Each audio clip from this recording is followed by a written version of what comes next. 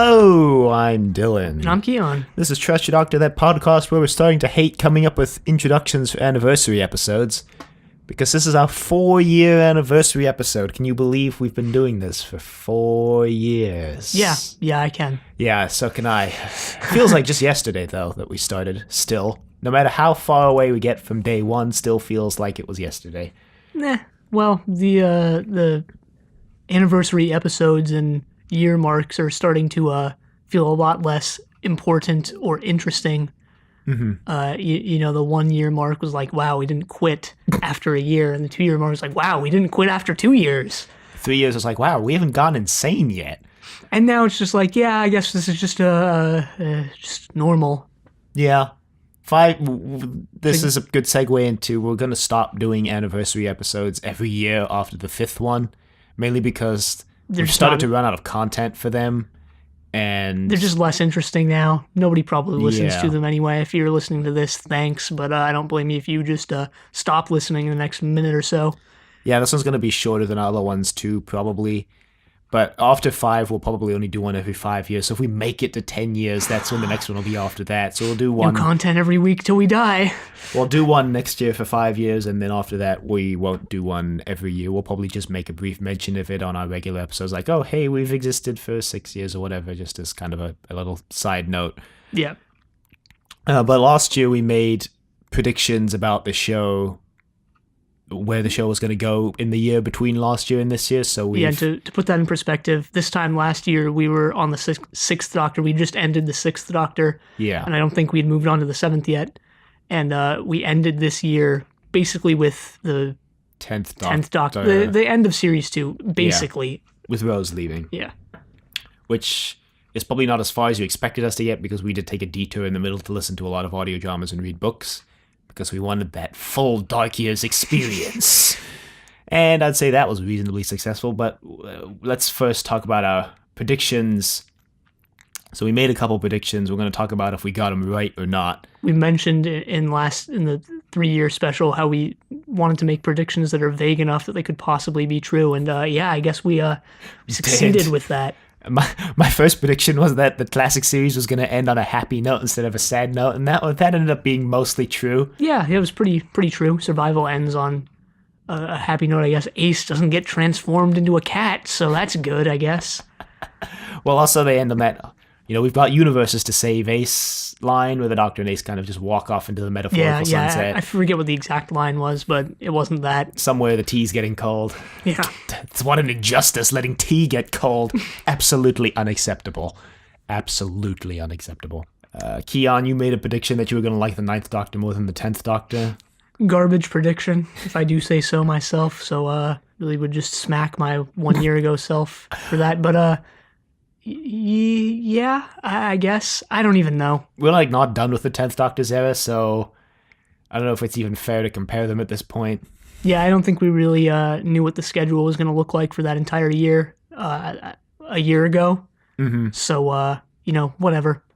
Just kind of a garbage prediction all around. I guess we're also rating our predictions from last year, too. Yeah, why not? I made a prediction that it was going to take 1 season for Sylvester McCoy to settle into the role of the Doctor. Once again, that's also a pretty garbage prediction. But it also turned out to be pretty much true. Well, actually, no, it ended up being false.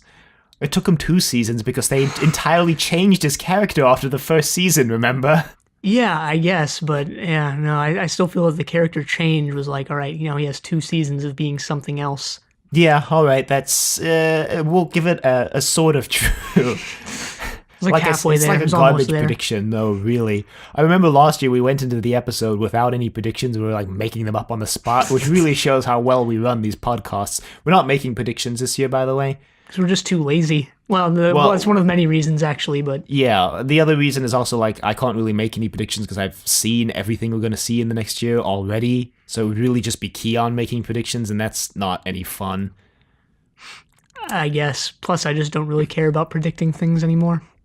Yeah, I think the show is more enjoyable when we're not trying to predict what's going to happen, and we just accept the show for what it is. But I mean, then again, when we made predictions on the 3, 2, and 1 year special episodes, we didn't really even remember the predictions or try to follow them in any way. So Keon predicted that the show would end with something cheesy like the Doctor winking into the camera. again, kind of true, I guess. Yeah, I mean, it's like a nod to the audience with the Doctor's voiceover line, but nothing so overt as the Doctor turning to the camera and being like, I know you're there. To all of you at home, Merry Christmas. I made a pretty half-joking, half-not prediction that Mel's gonna die. She ended up with a fate worse than death, really, because she ends up traveling with Sabalom Glitz. Death might have been preferable. Kind of a bad prediction, though.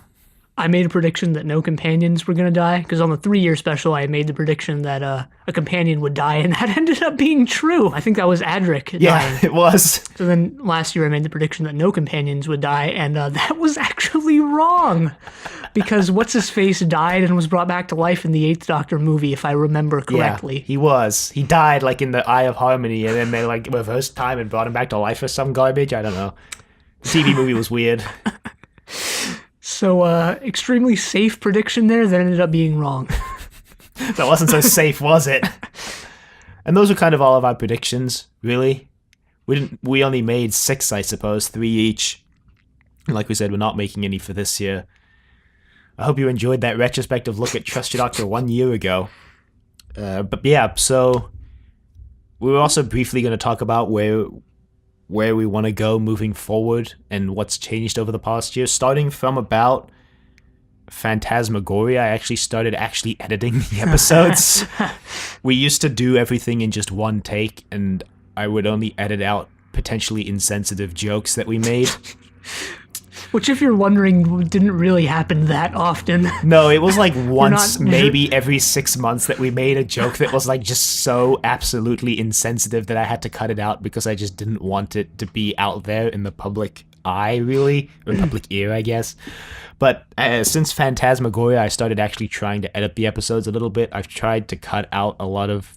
We used to clear our throats a lot between statements, and we also used to say and a lot between statements is kind of a linking verb, I guess, and I've started to try cut a lot of those out just so that the podcast flows a lot better, so that it feels like the podcast is moving a lot quicker, even though it's actually not really moving that much quicker. I end up typically cutting out about 2 to 3 minutes of every episode every week now. Jesus. Yeah, just in ums and ahs comes out to about 2 to 3 minutes. It also adds about 20 minutes to editing the episode every week because I have to stop, cut something, move. Yeah, but, it's worth it, I think. I think having the episodes feel smoother is worth it. I'd like to think we actually got better at not saying a lot, but maybe that's just We actually have tended to get better at saying it. There are still quite a few ones that I'm not able to cut out just because it'll be like in the middle of a word and be like, I don't know where he's going, and like that one right there I wouldn't be able to cut out because it's just so condensed into the other 2 words that it wouldn't be possible to remove it. But we have actually gotten better. It's interesting to look at how many cuts I've had to make in the episode now between 6 months ago, and there is actually a noticeable difference. Yeah, there definitely is. So we're just trying to make the podcast feel a little more streamlined and maybe a little less janky. I mean, behind the scenes it's still pretty janky, but we want it to at least feel like it's not that janky when you listen to it. And that's going to continue through the next year. I might do more substantial or cuts of ums and ahs. I might make more adventurous attempts at removing some of the more difficult ones, but that's going to depend on my schedule because editing these does take a little while longer now, like I said. Wow, that was interesting.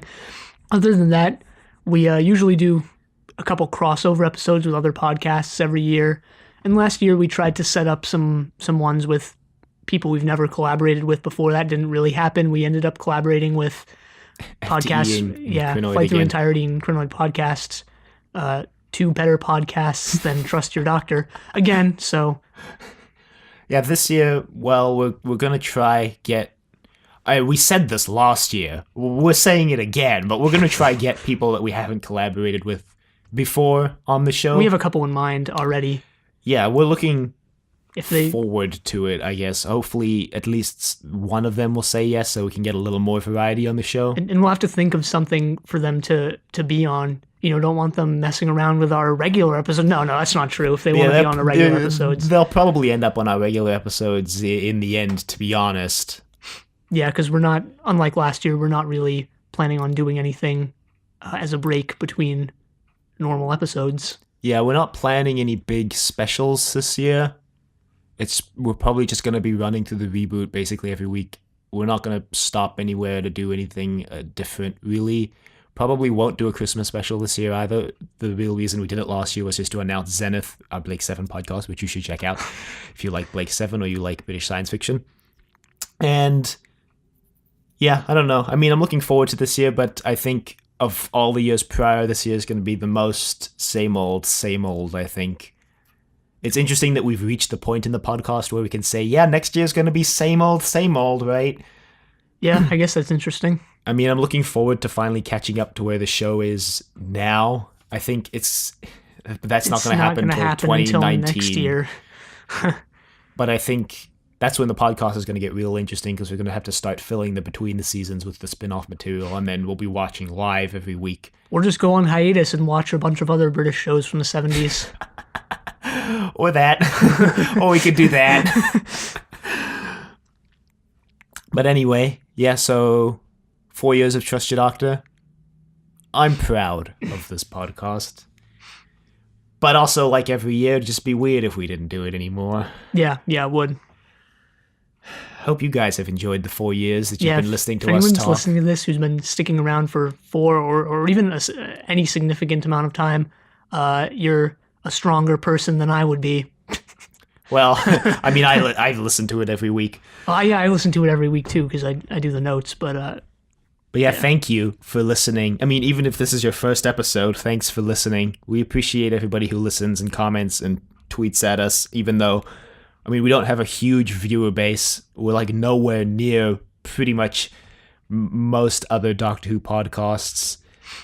But if you do listen... But as we continue to produce regular content and they don't, we'll rise in the rankings. We are one of the most consistent Doctor Who podcasts, so we've got that going for us. But yeah, we do appreciate you listening like a lot, because it really does mean something that people out there actually want to listen to us ramble about Doctor Who for like an hour every week. So thank you for listening. Yeah, thanks. And if you'd like to email us, you can email us at thedoctor@decadentvegetable.com. Questions, comments, concerns, angry rants, love letters. Get your email read out live on air by a text-to-speech program.